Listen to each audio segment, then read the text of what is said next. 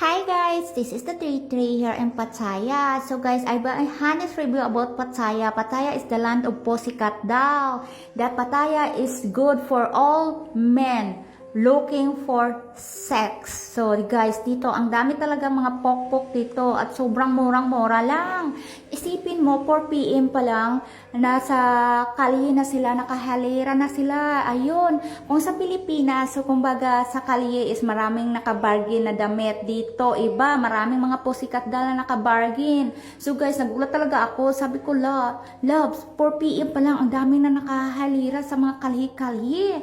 And then, tawang-tawa ako kasi habang naglalakad kami, si Dorong naunayan sa akin. Ako nasa likuran niya kasi hawak-hawak ko yung camera ko. Ayaw niya kasi mapahagip ng camera. So guys, bigla na lang hinila si Dodong isang pokpok. Tawang-tawa ako kasi yung Dodong ko sabi niya, go away, don't touch me. So ayun, pinisil-pisil na yung mga kamay ng Dodong ko. Galit na galit yung Dodong ko. Kakita mo to?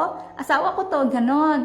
Yung yung pokpok na tamime, umalis. Sabi niya, sorry, ganon. And then lakad kami ng lakad. Tawang-tawa ako kasi ang dami nakatingin sa amin, Dodong. Kasi alam niyo ba guys, lahat ng mga lalaki, ayun, nakatingin sa akin, nakatingin sa amin ni Dodong. Kasi iba kasi dito, kapag nakikita nila na maglalakad kami kasama kang lalaki, sasabihin, wow, magkano kayang binayad niya sa kanya? Magkano kaya yung service niya? Magkano ba yung talent fee niya? Ganon.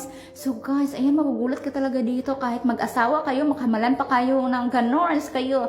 So guys, dahil yung lugar na ito is the land of Pussycat Dolls, is the land of sex area. Marami dito mga lalaki na pumunta para lang naghahanap ng torjakin kasi mura dito yung mga pokpok. Isipin mo naman.